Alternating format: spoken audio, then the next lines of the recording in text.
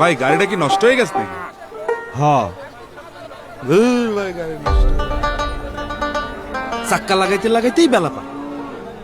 খালি চাক্কা লাগাও আর ভরো। এত এত খ্যাপ। শুনো, সাবধানে গাড়ি চালাইও। বাবা, এই তো লাল গরু কিনে দিবা? কি মিয়া, ঈদ তো আয়া পড়লো, কোরবানি দিবা না? হার কোরবানি 1 বছর না ঘুরতেই চাকা হয়ে যায় ক্ষয়।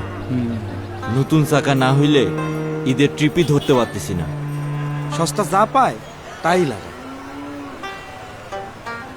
গেছে বছর বাচ্চাটারে কইছিলাম এইবার কোরবানি দেব।